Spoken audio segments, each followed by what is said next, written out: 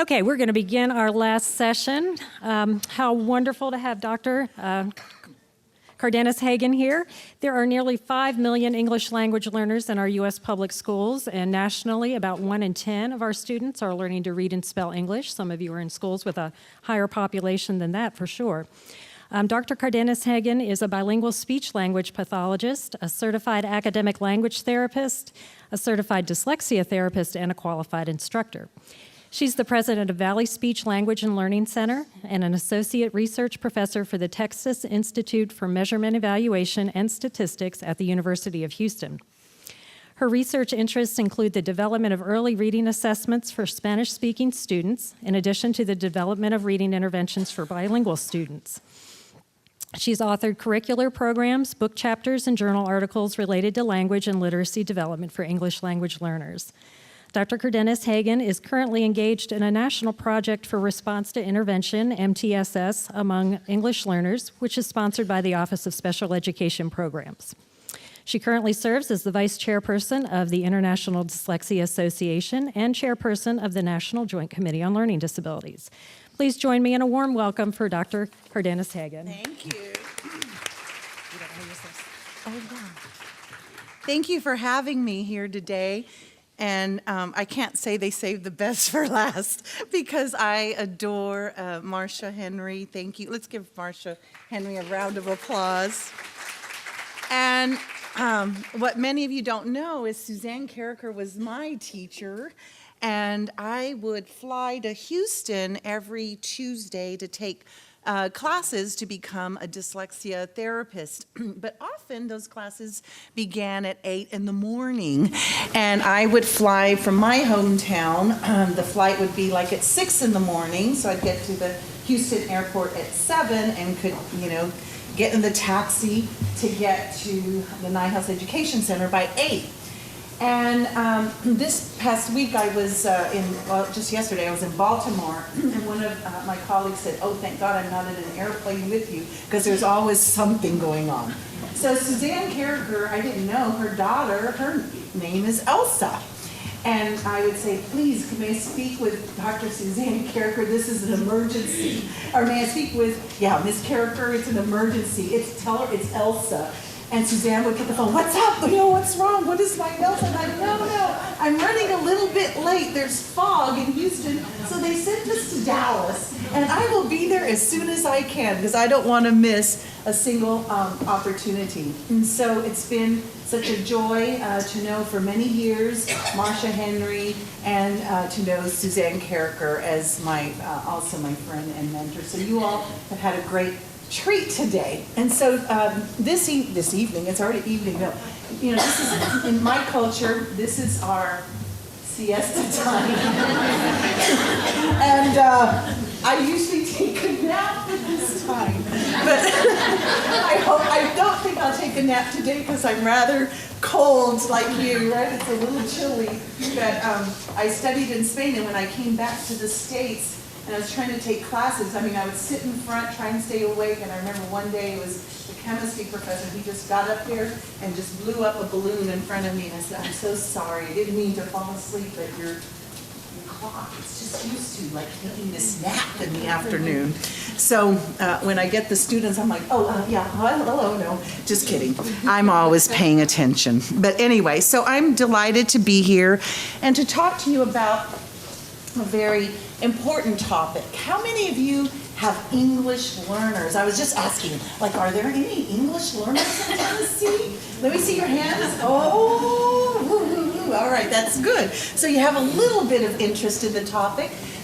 So my work and our work with the University of Houston, with our team of researchers, has been on Spanish-speaking English learners. How many of you have Spanish-speaking English learners? Okay, that's good.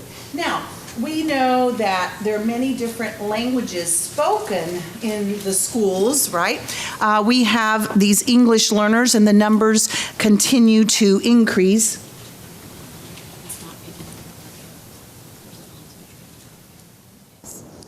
Okay, you mean this whole time? Oh, okay, let me start all over. No. Oh, just kidding. So anyway, the English learners that we have, and where's that clicker thingy? Oh, here it is. All right. So these English learners that we have in the United States, the majority of them do speak Spanish. And now these new numbers have just come out, and it's about 77% now are speaking Spanish as the most common native language. Now, we see that Arabic and Chinese are the next most common languages, representing, about 2.3% for Arabic and 2.2% for Chinese.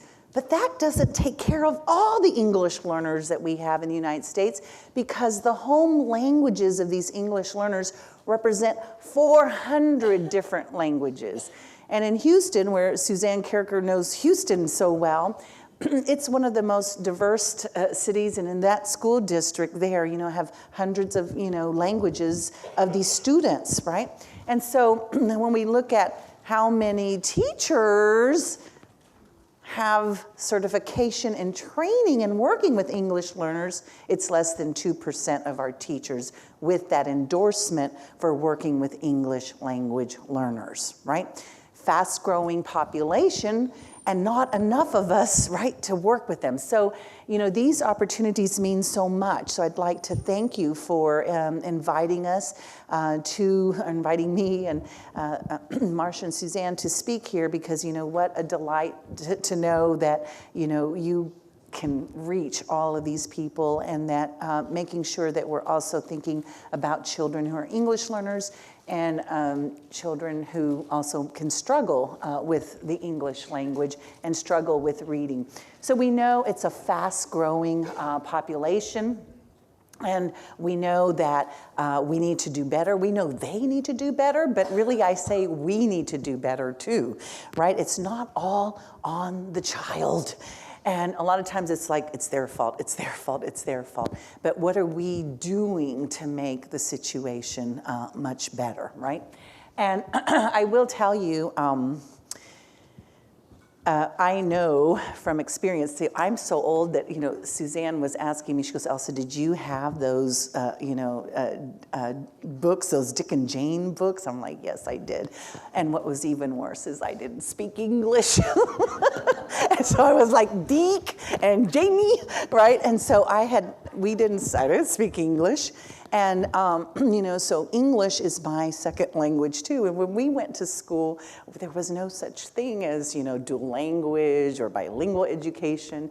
And, and we would get punished and spanked for speaking our home language at the school. And, and I knew that I didn't want to get in trouble, so I better not speak another one of those words in that language, and maybe tried to deny that I even spoke that language because I didn't want to be in trouble. And really, I was telling my kids about that, and my kids go, Mom, that still happens today. We were told not to speak Spanish in the recess room, and not to, when we were, during recess, and not when we were in the lunchroom, and still kids today. And really being multilingual, it's really, in my life, been an asset, really. And so we have to start thinking about it from what resources do these children bring, and what resources can we depend upon? And that's what I hope to get the message today, that we've heard a lot about morphology, right? And we saw, both Marcia and Suzanne show us that about 55%, and in some papers I see it's up to 60%, comes from Latin.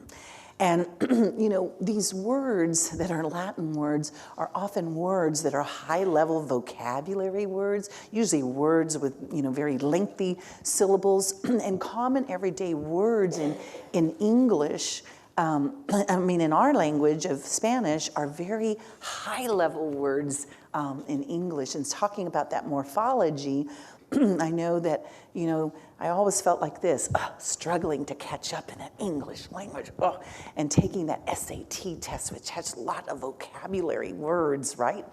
And then lo and behold, in college, learned a lot about morphology. And you know what class I took? I thought, this is going to be a class that It's just going to be an elective. It's going to be so much fun. It's going to be easy. And I'm just going to take it for an easy A. And the class was Greek and Latin roots for medical terminology. Yeah. And it was taught at the University of Texas, the other UT, the University of Texas in Austin. And it was Professor Daly. And I remember Professor Daly, and I'm a speech language pathologist, and so was studying about speech and the sounds of the language. And Professor Daly had like a accent, and you talked a little bit about dialect this morning. And so it sounded like he was from the Bronx, frankly. And so I asked him, are you like from the New York area of the Bronx? He goes, no, I'm not. I'm from the Midwest, but my speech therapist was from the Bronx, right? And I was like, oh my goodness. And Professor Daly is still there. And whenever I get to Austin, I try and go back and tell him, thank you, Professor. Thank you for your course on Greek and Latin for medical terminology, because then I took that test, the GRE, woohoo! And then I aced it for that language section for the first time in my life, because now I knew all about words, right? And all about morphology, and all about the words that I know that help me for reading, for writing, for spelling, right? And so this morning, you saw that history of the English language, taking just this beautiful story, right? And you saw this afternoon about the beauty of using morphology for spelling. And so this afternoon, what I want to show you and demonstrate to you is why we think the way we do, right? And tell you that we're not so messed up in the head, but we're actually using some of our knowledge from our first language for this development of English language, English reading, English spelling, English writing. And so as we look at this, it's frightening, it's kind of bleak, and that we see that from the nation's report card, right, the National Assessment of Educational Progress, we see here that if you're an English learner, you're way behind the monolingual English speakers. And guess what? We don't have enough of the monolingual English speakers on proficient level either, right? We're struggling in this country. But we see that we have a 21-point deficit when we're compared to monolinguals, right? In 8th grade, and a 24-point discrepancy for English learners in the 4th grade when compared to the monolingual English-speaking peers. And then we have a double whammy. If we live in poverty, right, and we see now 1 in 5 children living in poverty, that would be a 30-point discrepancy, right? And so where I live along the Texas-Mexico border, right, in the poorest county for a mid-sized city of the whole United States, right?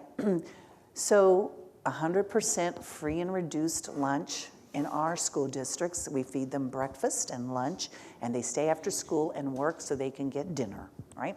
They stay after school for tutoring to get another meal in there. And we're open in the summers, right, so that they can have nutrition, the basic needs.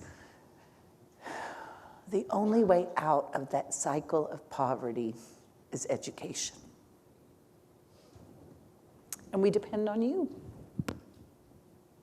to do the work for children who struggle, for children who may be English learners, for children who might have dyslexia and other reading and disabilities or writing disabilities or math disabilities. And so, you know, these kinds of opportunities, we find out, do people read our papers? No. Where do people learn about what to do? Through conferences. There's been a market study done.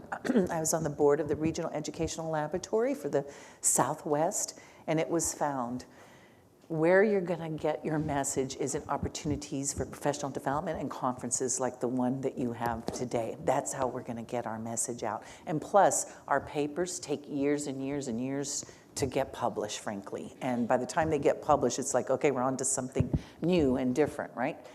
So now you heard today about, we're talking about spelling, But what I want, but in that spelling process, we have to know that we have to have good listening, and I say good speaking, to have good reading and writing, right?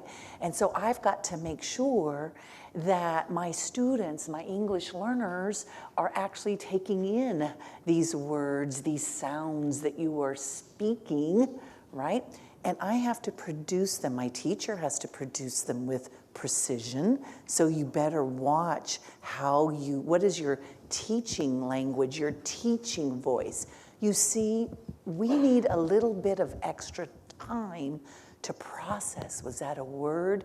Let me see, where did that word begin? Where did it end? It just sounds like gibberish when you speak very quickly. The voice and the rate that I use right now with you is my teaching rate. And that's something we have to be mindful of as we work with these students, especially students who are English learners, or frankly, students who might have other issues, such as auditory processing of language issues. So as we speak, we want to make sure that you don't let your students leave without being able to have precision, right, in their production, because how we process it, say it, and will affect how we read and write it, right? And so that's very important. We know that spelling, you heard about spelling today as being not equal to reading, right? Dr. Suzanne Carricker explained to you how it's a higher level skill. Just because you can read doesn't mean that you can spell. And so we know successful reading and writing for good spellers, we're probably gonna be good readers. And you might see those readers who have poor spelling, but it's rare that you will see a speller who can't read, right? And so spelling is we see it as a very high level skill. And we think about all the things, okay, here comes the teacher, she's gonna say the word, and I gotta get ready and I'm gonna write it down as quickly as I can. So the teacher's gonna say that word, and I have to listen to that word, right? And I have to think about, what sounds did I process? Maybe I say that word to myself to help me process the word a little better, right? I'm gonna determine those sounds that belong within that word. I have to put into my memory, right, the sequence of those sounds. And I have to think about, today you learned about the best bet spellings that Dr. Carricker spoke of. Okay, it's that k in that beginning, so it's what's next to it, and what's the best bet spelling for that sound in this position, right? Or maybe I have to think about the rules, right? Whether I'm gonna double or drop or change, right? And I have to do this rather quickly because I need to also write them down, because the teacher right after that will be what? Telling me the next word, right? And sometimes, and not as often as in the past, but I would look at those spelling lists that teachers give, and I'm like, oh my God, why did they give these words? Because it would be like Dr. Carricker said, okay, let's memorize them, take that test on Friday, but then they're gone by Monday. So we want them to make sense and to internalize them and have lots of opportunities to learn those patterns, to learn those rules. But we have to make sure that our English learners can process those sounds, right? And so we know that in reading, we decode the words and we go from what we see, those symbols, and we move that to the sounds. And then when we spell, we're going from processing those sounds and translating those to the symbols, all right? And so today we know, and we talked about, who are those good spellers? Those good spellers have great awareness of the sounds, right? They can recognize and see those patterns and learn those patterns well. They have good, and this is where my English learners, I want to teach you about those auditory discrimination skills. And today, Dr. Carricker showed you about how to use the cognates, and I'm going to show you, take it another step and show you which ones really apply to making connections across languages from these, what we call the minimal pairs or the cognates. Very important to see why they're making the mistakes that they do and what we can do about them. But we know spellers are great at the sequencing. They've mastered the alphabetic principle. This morning, Dr. Marcia Henry talked to you about everything to know about this. I was taking notes of like, I didn't know that. I'm going to read that book and I'm going to read this because we want to know more and more about this English language and its morphology. But I was so excited to see, really reflected those Latin word parts, but also looking at the Greek and seeing, oh, this is how we handle the Greek in our home language. Dr. Carricker talked to you about having that good orthographic memory. I think about those spelling bee champs. I'm a nerd, I'm a spelling nerd. I watch the spelling bee, right? And I love when they're in there, but think about what they ask. They say, can you say the word again? They're taking a little bit of time to process. Can you tell me the word origin? What is that telling them? Today you learned about the word origin, you learn about the spelling of certain sounds from those word origin knowledge. Can you tell me the part of speech? Can you use it in a sentence? And what we see there is those little spelling bee champs are going through that developmental progression of spelling and how we get to these high levels of spelling. And they are fantastic. The other part about the spelling bee that I like is to see the winners. And recently they had some winners that they tied, right? And there was, that had rarely ever happened in the past. And they're invited on Jimmy Kimmel Live. How many of you watch Jimmy Kimmel? And so Jimmy Kimmel, Guillermo dresses up as a bumblebee, and he comes out and he pronounces the words all incorrectly. He probably said, like Suzanne Carricker would have said, colonel, or what was it? What was your dog's name? Colonel. And do you know that those spelling bee champs say, can you repeat the word? Can you tell me the origin? Can you do it?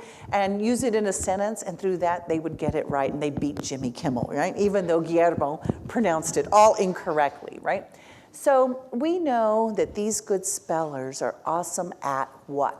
They're awesome at the phonology, the sounds. They're awesome at that orthography, those spelling patterns, right?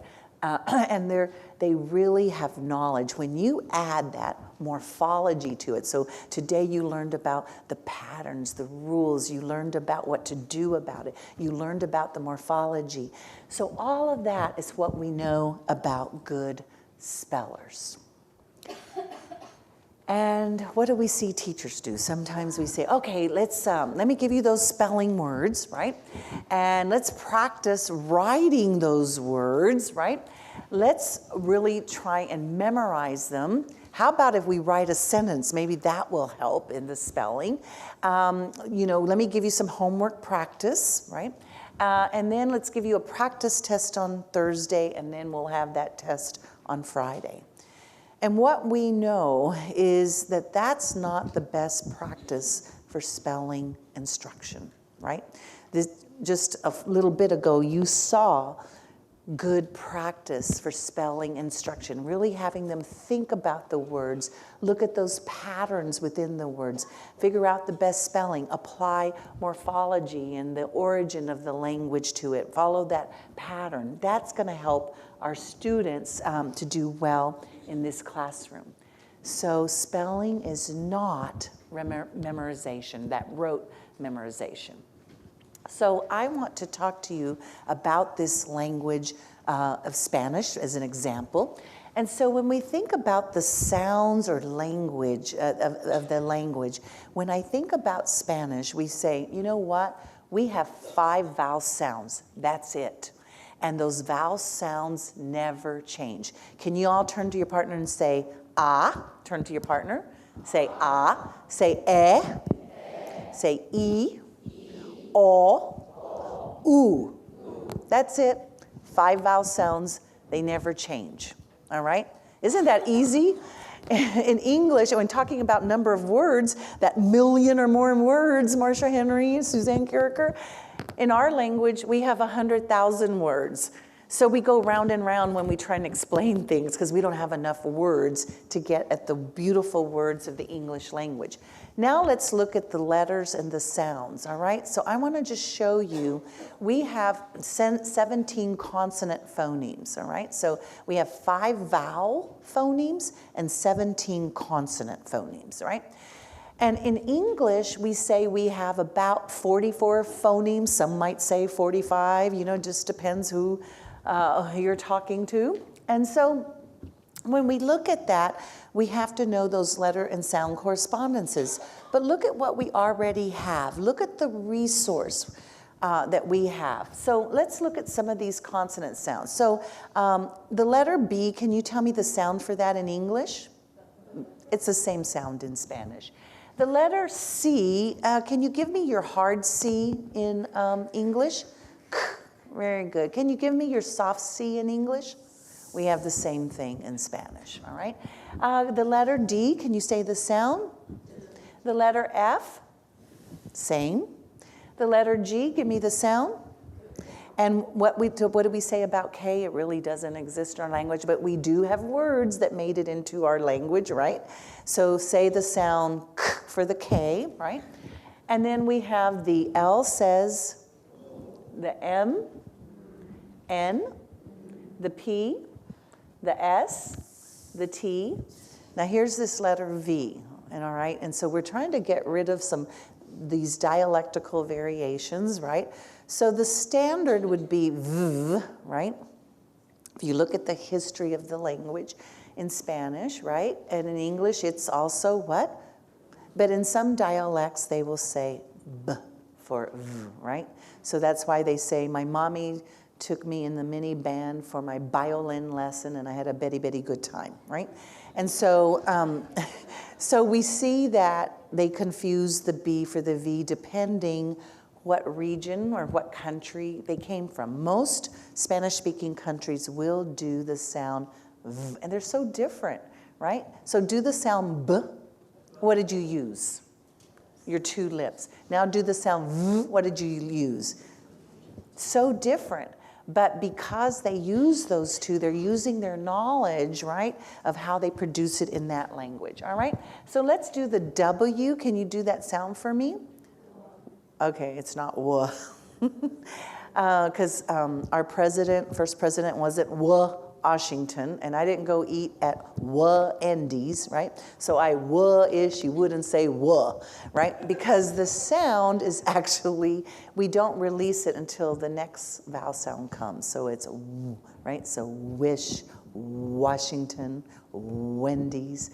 That is wonderful. Turn and tell your neighbor the sound that you're never going to mess up again. Turn and tell your neighbor. That's right. Now, some will tell you that we don't have that in our language.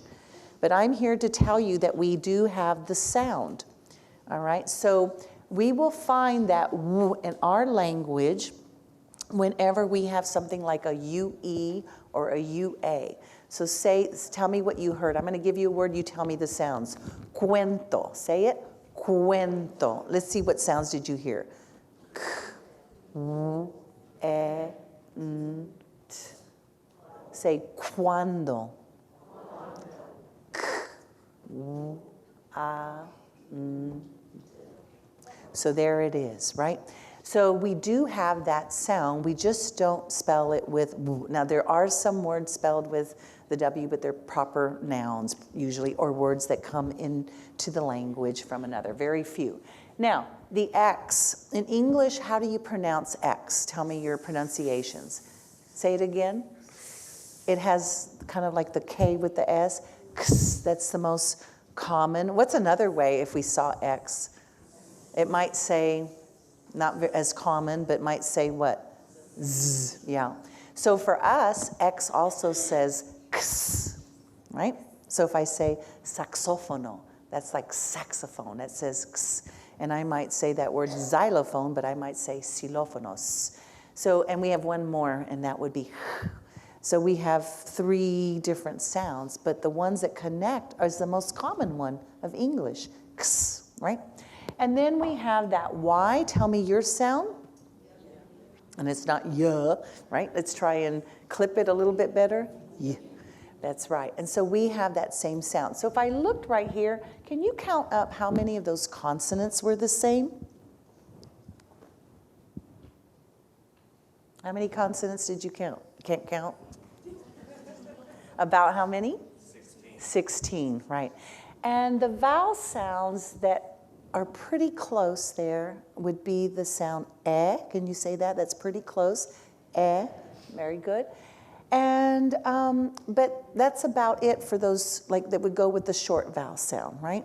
That's about it. So you all have A, E, I, O, U, right? So those are going to be the challenge, you know, lots of challenges for our students. Now, we also have the spelling patterns like you, and I already mentioned one spelling pattern. You learned it just a bit ago, that letter C, when it's followed by what letters? Tell me.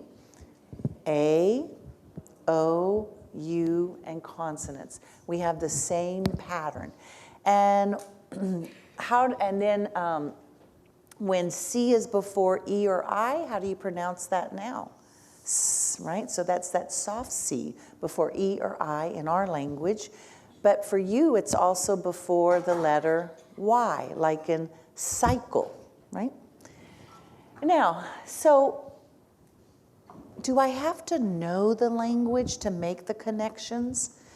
You don't maybe speak proficient Spanish, but I have just shown you about the language, about the sounds, so that we can see and determine why are the children making those types of errors in their reading and in their writing, frankly, and what can we do about it? What kind of connections can we make to help them learn it better, right? And so we are going to make connections, right? I can learn. Suzanne Carricker taught us, you know, in a very, kind of multi-sensory, systematic, explicit manner, a lot of the patterns and the rules. And can we extend that by making the connections? Look, you know this because it's also in your home language, right? And then the morphology, the same thing. You saw how much of the English language comes from Latin. Can we use that also for our knowledge of spelling and vocabulary? Shane, Templeton, and Morris said spelling is a linguistic and conceptual process which involves knowledge of the alphabet, the syllables, and word meanings. Spelling tells us about what a student knows about words. And today you got to see, this morning you saw about the linguistics, about those letters, about looking at syllables and syllable types for the spelling, about using morphology for that word meaning. And so if we do this kind of instruction for our English learners, they also will learn, but we want to make connections. Now, I'm going to teach you something about the stages of spelling development, and we have some little extra stages of spelling development for the English language learners, all right? And so in one of our studies, we had 50,000 kids in this study, and they were in Texas. And we were actually developing an early reading assessments in Spanish and in English. And we were looking at the spelling patterns. And so if we look at some of the spelling patterns that we've learned about, like what are the early stages, you know, they start writing what we call maybe that invented spelling, where it's like, oh, you know, here they're, here the pre-communicative say, the letters, they're going to be used. I'm watching my little 4-year-old grandson right now. He's like, look, you know, this is A, right? And it says Andrew. And he's getting all excited about looking at those letters, and he's starting to recognize letters. And then just about yesterday, my daughter-in-law sent me, she goes, look, he was trying to write cactus, right? And he had the C, an A, and a T, and an S for cactus. I was like, wow, I wonder what made him think about cactus. I don't know. But he was trying to write the word cactus. And so what we see is how wonderful that they're beginning to have that knowledge of the letters and sounds, and they're sounding it out. And there's a little neighbor child that she lives across the street, and he's 4 and she's 3. And she wasn't saying cat correctly. She would say cat. And he would say, no, no, no. It is cat, cat. Say it, Gracie. And she would go, cat. And he goes, no, cat. And Gracie goes, cat, cat. And she goes, meow. She just told him meow. But he was trying to teach her, right? And then when my mom says, oh, go get that dog Boney. And he says, no, it's not Boney. The dog's name is Bonnie. Bonnie, right? And so he's picking up on the sounds, on the pronunciation of those sounds, and really trying to get at that. And so he's starting to apply those sounds and that knowledge now to that writing. But what we find with the English learners, if we look at the English learners, we see they make the same types of errors as English, monolingual English speakers will, where maybe, so if we see, oh, right here, you see over here where it says drink, right? That sounds, you know, pretty phonetic, right? And that's stamp, but I didn't really process that. But look over here at the transitional stage. Here's elephant, right? But look at united. That's using your knowledge about the patterns. They've seen that word you, and they use united. So it's kind of like this overgeneralization. So I want to talk to you about the English learners, the Spanish-speaking English learners that we know of today. And what I want to tell you is that we see an extra step for them. So before they get to this overgeneralization of English patterns, right? English, they go through the overgeneralization from the native language to the second language. And it's not a disability. It appears to be a pattern that we see very regularly. So they're going to use their knowledge from their native language and what they know from that native language, and they're going to overgeneralize it to English. Then you'll see them do the overgeneralization of that English pattern, like in united, to English. So the extra stage is that native language to English, and then the overgeneralization of the English pattern to English. It wasn't quite the right pattern. And then they'll move to that conventional spelling.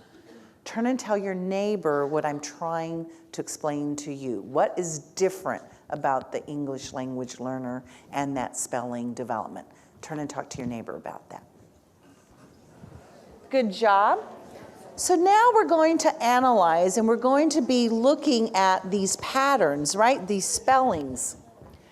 And we're going to see if these spelling errors, we're going to look at them, and we're going to determine, did this student give us a complete representation of that word? And does that student have the phonological knowledge, right?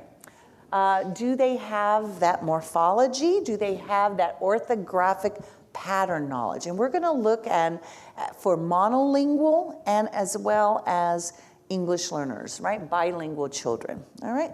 So we could also see if the student has the representation. So in other words, they were able to completely represent it with symbols, but they didn't have the patterns. Like you learned some of the orthographic patterns from Dr. Carricker this afternoon. Or is it just a partial representation? Something's still missing. It was not complete in their representation of the word, at least in that phonological representation. All right? So turn to your neighbor and tell your neighbor, this is elephant. Elephant. So turn to your neighbor and talk to your neighbor. Is that a complete representation? Is it a partial representation, or is it complete with the orthographic pattern? And this would be for monolingual students. How many say complete? Is that complete?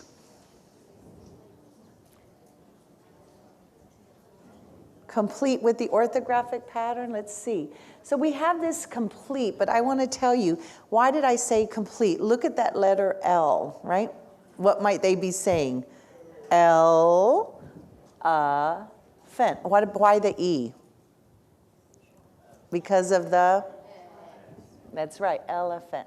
So my bilingual children, we can see this pattern similar to the monolingual. This is the word train, train, train. What would you say?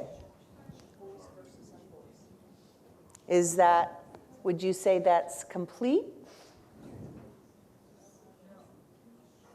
Train. How do we process that? Some of our kids will process it as train, right? We don't say train. What do we do with our language, right? Our bilingual kids will hear it as train. So what do we do about that? What's the plan? What would we do? What was that?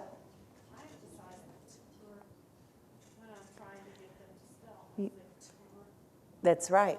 So we are trying to get them to spell. So you know that's difficult, that T and the R. So train, train, train. Mm-hmm. Very good. What about, this is the word read. What did they do? They're using a spelling pattern, and actually that E, consonant E, would be one of our best bet spelling patterns, right? So I would say good for you, but this time it's R-E-A-D. And so that is complete with the best bet orthographic pattern that we know for the English language, but it was not the case for this word read. All right, now, here's my bilingual students. That first word is meal. Meal. Meal. Like this afternoon from 11:30 to 12:30, we had a delicious meal. Is that, turn and tell your partner if that's complete or partial? It's partial. What's missing?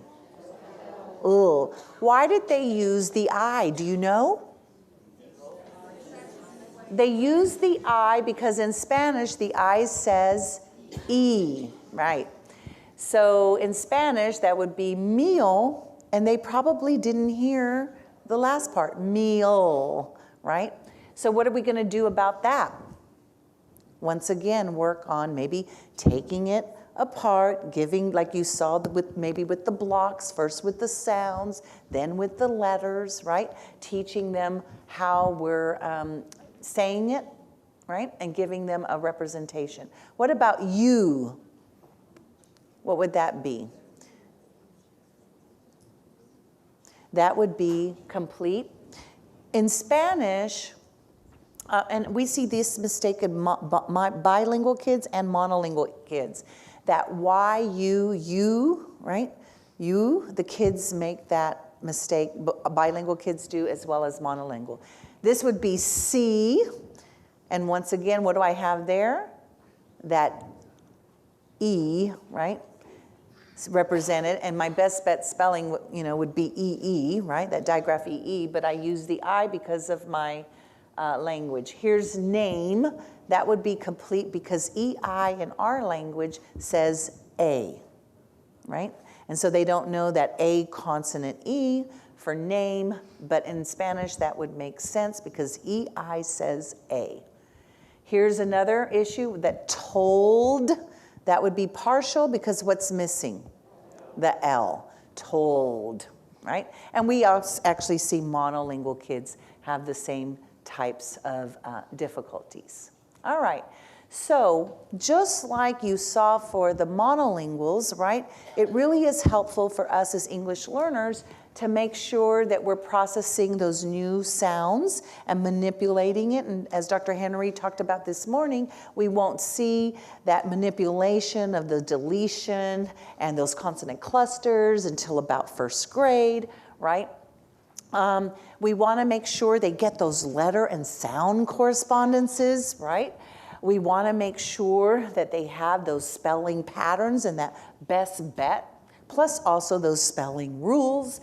And we want to make sure they can really link to the morphology, the morphological patterns, like that extra letter S there, meaning more than one.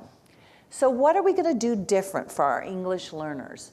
Well, we're going to address the cross-linguistic transfer between languages such as Spanish, the most common language of our English learners. In Spanish, typically the words more than likely are regular because it's what we call a transparent language, one-to-one letter and sound mapping. However, did you know even in our language we have multiple spellings of sounds and patterns just like you do in the English language, right? And so knowing about those patterns and knowing about how they connect will make a great impact on these students that are learning English as their second language. All right, so let's take a look at those. Here are some of the spelling patterns that transfer. You saw earlier this afternoon that letter C before A, O, U, and consonants. We have the very same pattern in our language. I might say casa, cosa, cubo, clavo, and you might say cat, cop, cut, clue. We have that C before E or I, not before Y, but you have E, I, and Y. So what's different there? The Y. We don't have that in our language, but it is that soft C. We have the same rule with the letter G, that hard G. So how are we going to spell it? G, G will say G before what letters? A, O, U, and consonants. We have the very same rule in our language, right? G before A, O, U, and consonants. G changes in English when it's followed by what? E or I or Y. So words like gem, right? And gin and Jim and giant, that's right. Now, in Spanish, we have the same thing, but not for the letter Y again. But the sound in Spanish is not J. We don't have that sound. Our sound, right, is so kind of that back sound, gemelos, gitana. So we have G before E or I, except we don't say J. But we do have the pattern, and we do consider it that soft G, just like you do. How many of you knew about this pattern? Anybody? Oh, there's a few of you. Good job. All right. Now, let's look at the multiple spellings. So we say Spanish is transparent, right? But here are our multiple spellings. Look at this. How transparent is it really? So if I say the sound S in Spanish, I have 4 letters that can represent that sound S. It can be the letter S, like in sol, which means sun, right? It can be the letter C before E or I, like in cena, right? It can be the letter Z, right? Because we don't say Z, right? Our Z, like in zoológico, the zoo, is the soft sound. S. And then that letter X, like in xilófono. So how many letters was that? 4. Our sound Y has 2 letters, the Y and the double L. So when you see them use double L for the Y, this is why. It's the same sound. And when I hear the sound in Spanish of K, I can use the letter C, just like you do, the K, just like you do, but we can also use the letter Q. Did you know the letter Q in Spanish is also followed by the letter U? But we say K, and what do you say? Q. All right, very good. Now, here's this letter, and that X doesn't represent X. So maybe make a note on that in your handouts. That X represents this sound. Can you all do this one for me? Turn and tell your neighbor. Give him a face. That's right. So what letters represent in our language? It would be the letters J, G, and X. Like in even the word Mexico. And X is improper nouns. Mexico, Oaxaca, Javier, right? Jimena. You saw earlier, I just want to show you, earlier Dr. Carriker showed you about that sound oi, right? And she said, what did she say? When do we spell it with OI? What positions? Typically initial and medial, right? But then she said be careful about the, what? The syllable, like in royal, right? And OY would be where? Typically in the final position, right? So in Spanish, we have the same thing, right? So that OI, right? Oigo, right? But that OY, estoy, voy. So we have that in the final position. So we have that sound, oi, and we do spell it with OI and OY, just like you do. So these are some more connections to be made. Now let's look at multiple sounds of English. So I don't know, like you didn't teach them about that doubling the S. So do you not consider that, what was that? You didn't have time. Okay, I was wondering about that. So that sound, we can use S, right? If it's after E or I or Y, we can use that C. And then when we have those one syllable words, say grass, right? What do you have at the end? Double S. Do you know why you double it? How many, if I say grass, how many syllables does that have? It has one syllable, right? And what kind of a vowel is that? A short or long vowel? And what's the final sound? S. Say the word whiff. That ends in what letters? Double F. Because how many syllables does it have? One. What's the vowel sound? Short. And we double that F. And let's say fall, or let's say fell.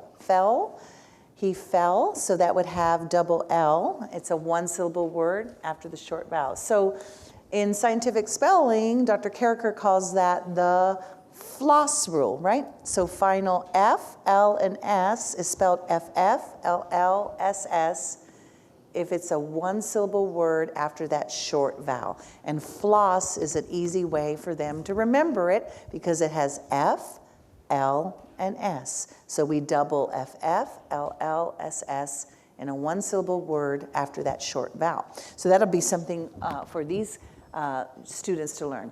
Now, our best bet spelling, right? If I'm going to do E, my best bet spelling is probably like EE or E, consonant E, or E in the open syllable like they were showing you. We have that oi. So how many patterns is it? Like more than like 250 patterns probably if I had to think about all the sounds. But we can teach this to our students, and our English learners will really need to learn about these spelling patterns in the English language. All right, so let's talk about some of the new sounds of the English language, and let's look at those syllable patterns, and let's look at the morphology, all right? So everyone say the sound sh for me. Sh. That will be a new sound. Now, one of the reasons I became a speech pathologist is because my father would say, I'm going to sit on the chair. And I would say, no, Daddy, it's chair, chair. I would kind of do like little Andrew does to his little friend across the street. So why do they do shh? Do you know? Well, they try to get, it's like trying to get an approximate, something that's close, but it really isn't, it's cognate, right? But we do say the sh for ch, because it's something that maybe we don't process it quite right, or we're trying to make the approximate, because really we do have the sound ch in our language. We can say ch, we do have that sound, so it doesn't make sense why we say sh for ch, when we have ch in our language, right? So it's an approximate, right, that they try and get at. Now, the can you say that? We don't have in our language. However, even Spanish speakers don't know you really do have it, guys. So in English, say the word bank, say the word sink. What did you hear before that k sound? Say sink. Say it again. Sink. Say bank. Bank. What are you saying? You're saying nk. So whenever we have N before C in Spanish, we also say nk. Say banco. Cinco. What did you hear? Nk. There it is. And even Spanish speakers don't know that. But I tell them, yes, we have it. We say nk, just like they do in the English language. So we do have n. Now say zh, right? We don't have that. And so what were some of the words that you heard that have that zh pattern from this afternoon? Words that end in what? What do we have? Like S-U-R-E, treasure, measure, pleasure, and S-I-O-N, like when it ends in the vowel, like explosion, right? Conclusion, right? So say zh. That will be very problematic for your English learners. Now, this TH, you saw that there was 2 TH sounds. So let's do the one that has voicing. Put your tongue between your teeth and say v. All right. We have that in our language, but no one knows it except me because I'm a little freak. But here, let me tell you. So show me your fingers. Put one finger in the air. All right. Who knows the word for finger in Spanish? All right. Dedo. Everyone say it? Dedo. We spell it D-E-D-O. Did you know those 2 D's have 2 different sounds? The first D sounds like the English D. Say the first syllable, de. Now say do. Dedo. When the letter D in Spanish is between 2 vowels, it says th, like in English. So when my Spanish speakers are writing the word father, and they're using the letter D, it's not because they heard you say father.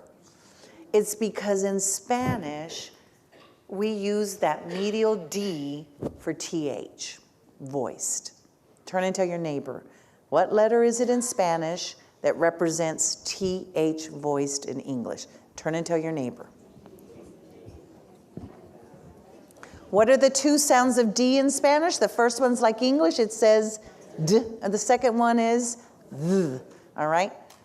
So even your Spanish speakers don't know that, all right? So I promise you. So the D, the medial D between 2 vowels is your English TH.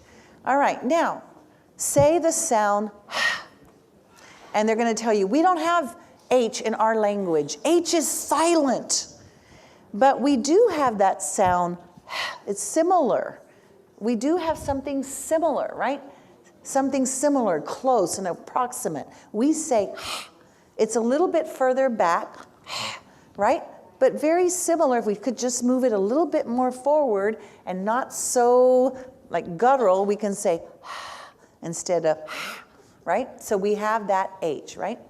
And then that letter J. Now, if I have CH in my language, just like Suzanne Carricker showed you today, so say ch, ch, ch.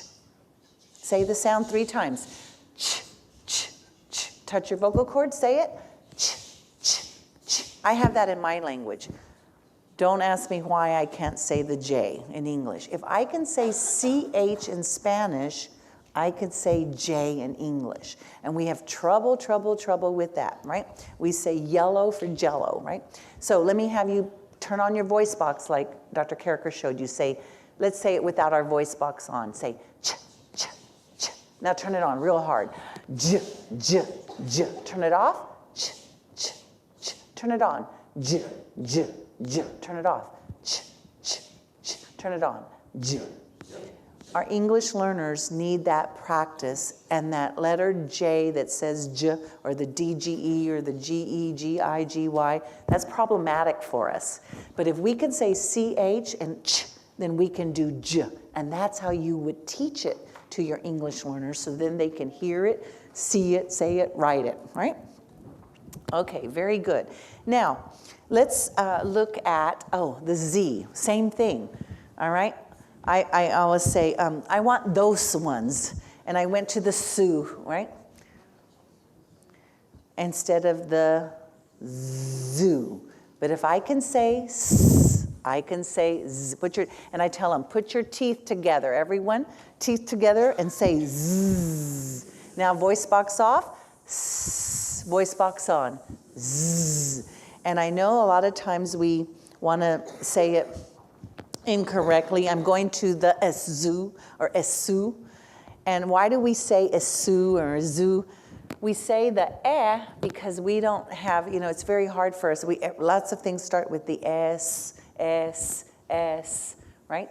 And it's hard for us not to put that extra vowel E in front, right? And even when it's the sound. So some students say, I'm gonna eat spaghetti, right? And I'm gonna drink a Sprite with my spaghetti, right? And so I tell them, do not open your mouth, show me your teeth, spaghetti, right? Sprite. All right, now, so here's the minimal pairs, just like we saw Dr. Carricker give us. This is very helpful for our students. Say the sound S, that's voiceless. Give me the voice partner. Very good. Say ch. Can you clip it? Ch. All right, now give me the clip sound. Voiced, j. Say it again, j. Very helpful for our English learners. Say the sound t. Now turn on your voice box. D. Very good. Say the sound sh. Now turn on your voice box. Sh. Very good. Say the sound b. B. Now give it to me voiceless. P. Very good. So I just want to show you something here, going back, all of what's new for our students on these minimal pairs. So on the minimal pairs, what's new is the sound Z, right? So that's different. What's new for the English learner, Spanish speaking, is J. So this is, not in this, going to have that in Spanish. But we do have this in Spanish, the t and the d, but not that medial th, right? And we don't have this one in Spanish, the sh or the j with that j sound, right? Be quite challenging. And that b and the p we do have. So that's a complete transfer that we can make connections across the two languages, all right? So we learned about also those 6 syllable types. So say the word men, say hip, say not, say and. What do they end in? What kind of a sound? A consonant sounds. And when you produce your consonant sounds, typically your mouth is like blocked by your articulators, blocked by your tongue, your teeth, or your lips. So we call that a closed syllable. Why do English learners need to know that? Because we don't know when to say the short vowels or the long vowels. And can I tell you, in our ESL classes, they don't teach us this. And we need to know this. And so we don't, typically they just want us to memorize the words. But we need to know the differences. And just like Dr. Henry showed you, the differences between like me and men, very helpful. Because when it's ending in a vowel, what happens to your mouth for the vowels? Your vowels open the mouth. So we call that an open syllable. And with that syllable ending in a vowel, it makes the sound long. And now I know not to say in my language, me, he, na. I know to say me, hi, no. And I can contrast that with like men, him, not. So having that practice as an English learner helped me compare that closed syllable with that open syllable so that I know the 2 types of vowels that you have, short vowels and long vowels, right? That is a very helpful task. And then we see here, you know what I want to say here? Name, teme, five, rope, cube. Because we have that. We have those patterns in our language, right? But we pronounce those vowels. They're not silent like they are in English, but we can learn them. A, E, I, O, U, right? Vowel, a consonant, and that final silent E. So that we don't say that we need to learn that pattern. And then let's look at, say, star, her, sir, world, and fur. What do we know there? It has a vowel with an R. And most of the times it's going to say what? But let's look at the word star, right? And I think Dr. Carricker told you that R typically would be AR, right? But now I say, some of my friends say, do you have a dollar? Right? And I'm like, no, it's dollar. So when that AR is not accented, like in dollar, that's when we say And we need to know that as English learners, because we don't know when to say R for AR and when to say But if you teach me, you put more, when it doesn't have that emphasis, when you're not accenting it, stressing it, then you'll say right? The same thing with OR. Say corn. That OR is accented, right? Now say doctor, tutor, right? So I want to say tutor, doctor. So as an English learner, we think it's always going to be or. But you need to teach us that when it's stressed, it's OR, or. When it's unstressed, you're going to say right? And the spelling, but we have to learn that spelling, right? For the OR. And then that W messes us up. So when that W occurs before that OR, can you say worth and world? What sound do you hear for the OR now? Yeah, so you're going to need to explicitly teach me kind of like, oh, look, when that W before, most times it's going to say that That would be very helpful, all right? And then here come your vowel pairs. Oh my gosh. All right, you have a lot of these, so I'm going to need to learn each and every one of these very explicitly. And then there was that rule. When two vowels go walking, the first one does the talking. It's not such a good rule. It doesn't apply enough, right? And so you're going to need to teach me. I need to know oo versus right? And when we say oo, like say the word moon, that O, that's in Spanish, my U. All right? Único. So when I say in Spanish, the letter U is your O, oo. So that's going to be, I'm going to want to use my letter U for that instead of your O. All right?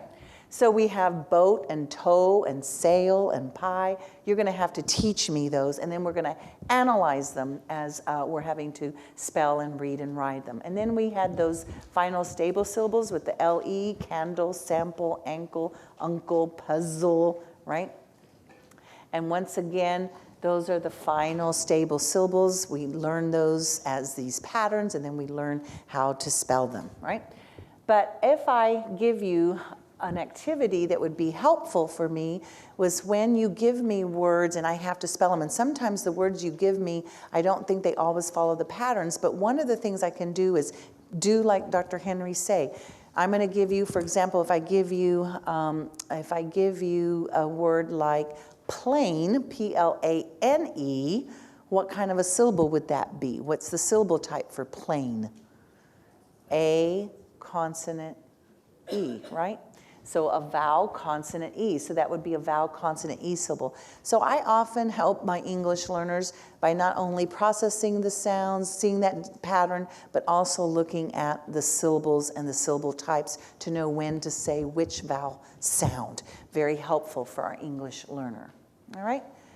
So that really helps, and knowing about these syllable types, like those open and closed syllables, can help this speller, this English learner, know whether to double, like you learned today with Dr. Carricker, that, that medial consonant, right? Well, I don't know if you did rabbit, you didn't do that one, right? So whether to double the consonant or not, right? Knowing about that.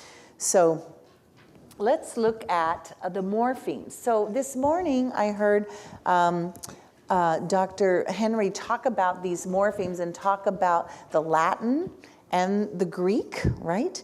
Lots of morphemes. And then we talked about these, looking at these word parts, right? And thinking about the word origins to help us with spelling. So I want to look at, so in this word dog, right? We have how many morphemes? How many meaning units in dog? 1. How many in the word missing? The same concept translates to Spanish. If I say the word gato, that is a cat. But if I say transportación, if you just looked at that word and you knew English, how many morphemes would you say? That's the word what? If you looked at that, that would be transportation. How many morphemes do you see? Some of you are saying 3, some of you are saying 4. It is 3, right? Ah, tricked you. All right.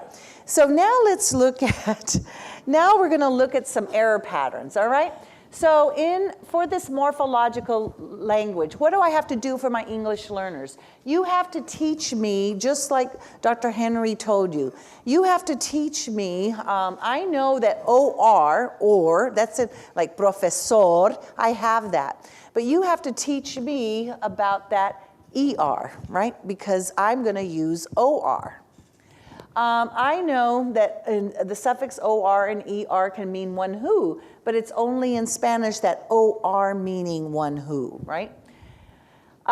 We know that those old English words are common, everyday words. Dr. Carriker told you they were farmers and hunters and fishermen, and so these are words that we use in our language. And we know that Latin words are very sophisticated. We use a word facilidad. That would be, in our language, that's us saying easy, con facilidad, right? With facility, right? Or aplacar. We use that every day to say calm down. You would use the word placate. Common everyday words in our language are high-level English words, right? That we use every single day. And so finding those connections, we have a website called Colorin Colorado, right? And we have list of cognates on there to teach about, look, these are the same, but look at the level of the word, much, much higher, right? And so we use Latin examples, profesor, right? Director, but those are also cognates. So there's a lot of words that are similar across the two languages, all right? So English words of Greek origin we learned today will spell the sound as what? PH. Greek words are long scientific words, right? We learned that that sound is spelled CH as in the word chemistry. And we learned words of that French origin that ch will sound like what? Sh. But in Spanish or Latin-based words, that sh is going to be with letters like CI, SI, TI, right? And those come that are Latin-based. And that's going to help our Spanish-speaking English learners because that's what we know, right? We know the letter Q is followed by U. We have that in English, but we also have it in Spanish, but our sounds are different, right? Yours is K, yours is Qu, ours is K. English words don't end in the letter V. We typically don't have that in Spanish. What was your cheer from Dr. Carriker? Let's see if you remember it, about the 7 brave letters. Tell it to me. H.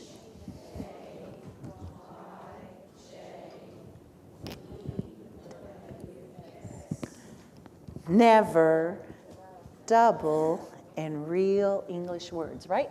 So we don't double those either.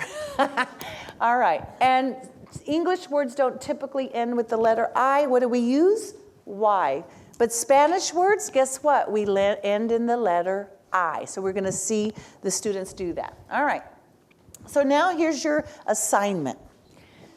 This says, it was a stormy day. Take out your spelling rubric that you have in front of you that Dr. Carriker gave you. Find your spelling rubric. All right. And this is an English learner, and he writes, it was a stormy day. All right. So I think I did mine just like this. She kind of like did a little bit. All right. So it was a stormy day. Decide what that's going to be with your neighbor. And let me just read it to you, and you're going to work with your neighbor for a few minutes, and we'll do it. The little girl's name is Sandy. The tree is on fire, and the man has a hose to put the fire out. This is an English learner. Because the house could burn, and there's a storm heading to the town. People are going to their home because the children could get sick. All right, work with a partner, and let's decide 0, 1, 2, 3, 4, 5, and then we're going to decide what to do about this. All right, I'll give you a few minutes.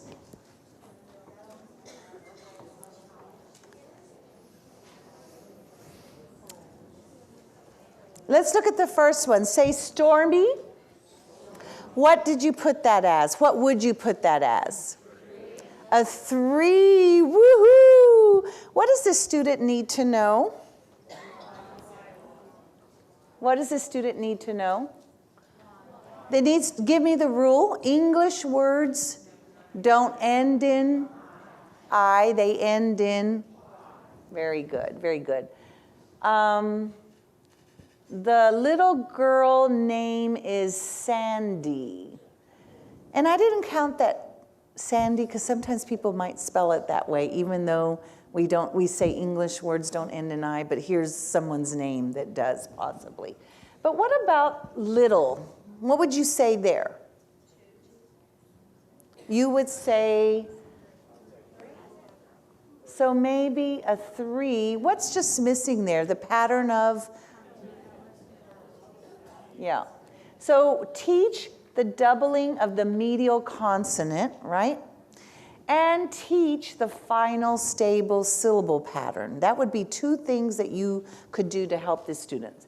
All right, the tree is on fire, and what would that be?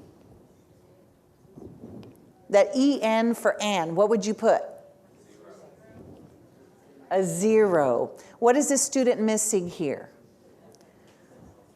This is how they're processing it as N. So what do they need to do? Know the difference between what sounds on the vowel? E and ah. Let me hear you do the e. Now ah. And I teach my English learners, I teach them to do this. Ah! So that they'll get that ah. So they go around going ah. Okay, now take away the arms, right? So we know that. And then what about the ending? D. Say and. So I'd get my blocks out and do my sounds. I'd make sure that they see the sounds, hear the sounds, can do the sounds. All right. The man has a hose. What would you say there? You put a 0? But I said there was only, what's just missing there? The s, right? So maybe I gave him a little bit more credit. I put a 2, right? To put the fire out. Now, I want to tell you something. AI in our language says I. So AI and AY in Spanish is the English sound I. So what are they doing? They're overgeneralizing from Spanish to English. So they are representing all the sounds there, right, in their language, fire, right? But I have to teach them that I consonant E, fire. So AI, they used what? Knowledge of their language. AI says I. All right, what about this next one? Because. You gave it a 3. B, what are they using in their language? The I says E, right? Cuz. And they might not hear, do you say because? Because final, sometimes that final Z can be in an S, right? The house, what did you put for house? What did you put? A 3. Okay, good, because AU in Spanish says ow. Did you know that? Say ow. All right, so that would be house. Once again, what are they doing here? This student is overgeneralizing from Spanish to English, all right? The next one is could. What's missing there?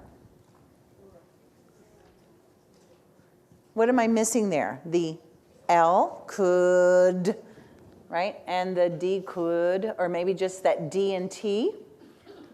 Burn and theirs instead of what? There is. Now, let's look at this one. A storm heading. I put that one as a 2. What did you put? Once again, what did that T and that D, right? To the town. What did you put? 3. What about people? 3, just like we did little. Look at the patterns. Little and people. Are. What do you see there instead of are? You see or instead of are. 2. Going to their. 3. Home. Oops. 3. And then because. I mean, you might want to, I was talking to Suzanne Carricker about that. She goes, kind of between a 2 and a 3, depending if you give them credit for that final S as the Z. The children could, that would be a 2, get sick. All right.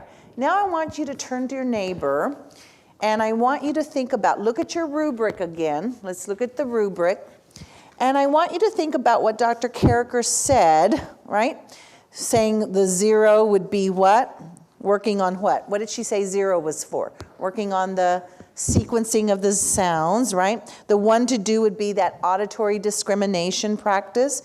The 3, a lack of knowledge about the patterns. And the 4, that overgeneralization of the patterns between 3 and 4. Tell me, turn to your partner and talk about, to your partner, what would your instruction, we've got to be diagnostic and prescriptive. What would you do for instruction to be diagnostic and prescriptive? What would you do for this student? What are some of the things this student is missing, and what would you do about it? Turn and talk to your partner, and then we'll discuss. I'll give you just a few minutes. All right, so give me an idea. What would, any syllable patterns that are needed there? Any syllable patterns? If we looked at our 6 syllable types, is there something you would work with this student on regarding the syllable types? Final stable syllables. Obviously, when we see what gave you the hints to that? Little, people, very good. What other syllable type? If I look over here, home, maybe the vowel consonant E, right? What kind of auditory discrimination practice does this student need? Where am I seeing an auditory discrimination trouble?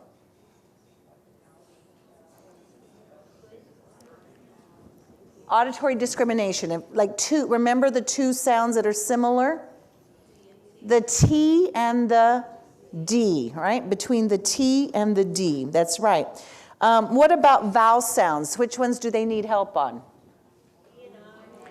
The E and the I, right, very good. And the A and the E, very good. What about looking at words like could and would and should? What do we have at the ending of those? LD, that would be very helpful. Very good. Anything else?